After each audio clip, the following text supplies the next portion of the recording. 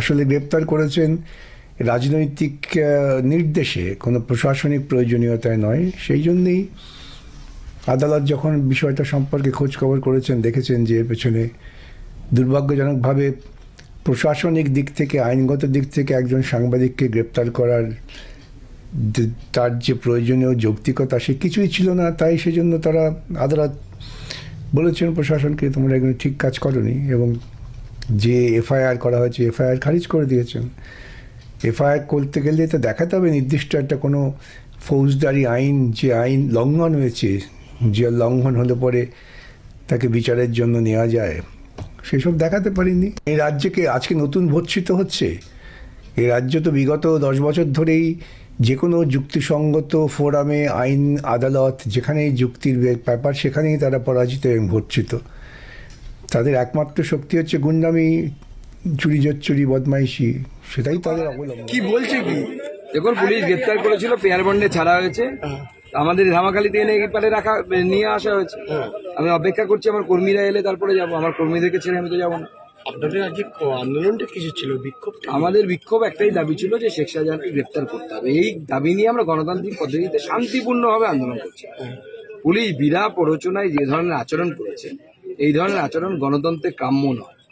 এবং যদি ভেবে থাকে যে এই জেলার এসপি, ডিজি কপিল সিব্বালের আঁচলের তলায় কোর্টের পেছনে লুকিয়ে থাকবে, হবে না। আমরাও সুপ্রিম কোর্টে যাচ্ছি, আমাদের লয়ার যাচ্ছে, প্রয়োজনে রাম জেঠমালানির মজির মতো লয়ার দাঁড়াবে, বাধ্য করবো প্রিভিলেজ কমিটিতে নিয়ে যেতে। আগেরটাতে, এটাতে কমপ্লেন করবো না, শুধু আগেরটাতে প্রিভিলেজ কমিটিতে নিয়ে যাওয়ার ব্যবস্থা। 144 ধারা বলছে, 144 ধারা নাকি ভাইলেট করা, এটা কি বলবো? সিপিএম এর লোক ঢুকছে, এমএলএ আজকে 50 জন লোক নিয়ে ঘুরে বেড়াচ্ছে, তখন 144 ধারা চোখে পড়ে না? তখন কি চোখে নেওয়া হয় নাকি পুলিশে? শুধু বিজেপির জন্য এটা পার্সিয়াল 144 ধারা হয় নাকি? ভারতবর্ষের সংবিধানে সেই প্রাবধান আছে?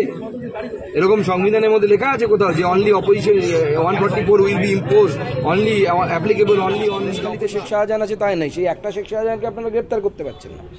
আপনাদের মনে আছে কিনা এই শেখ শাহজাহানের বিরুদ্ধে আমরা এক সময় এই শেখ শাহজাহান শিবু হাজরা প্রেস কনফারেন্স করেছিলাম ড্রাগসের কনসাইনমেন্ট নিয়ে। তখন আমার বিরুদ্ধে মানহানির মামলা করেছিল এই শেখ শাহজাহান অ্যান্ড কোম্পানি। এখন তো সব আস্তে আস্তে সামনে আসছে, এদের কি সাম্রাজ্য। তো এরকম গ্রামে গ্রামে শেখ শাহজাহান তৈরি হয়েছে। সেই শেখ শাহজাহানের নাম হয়তো গুলশন মল্লিক হয়ে যাচ্ছে পাঁচলাতে গিয়ে, যিনি প্রকাশ্যে বলছেন আমি সন্দেশখালি করব 5 লাখে। এরকম গ্রামে গ্রামে মহিলারা শোষিত হচ্ছে, অত্যাচারিত হচ্ছে তৃণমূল কংগ্রেসের নেতাদের দ্বারা। আমরা বাংলার মহিলাদেরকে, বাংলার মা বোনেদেরকে, আমার মা বোনেদেরকে এই নরক যন্ত্রণা থেকে, তৃণমূল কংগ্রেস নামক যে নরক যন্ত্রণা, এই নরক যন্ত্রণা, তৃণমূল কংগ্রেস ঢুকলে আগুন লাগবেই, সেটাই হবে। তৃণমূল কংগ্রেস মানে আগুন লাগানোর পার্টি, আগুন লাগছে যেন তৃণমূল কংগ্রেস ঢুকলে।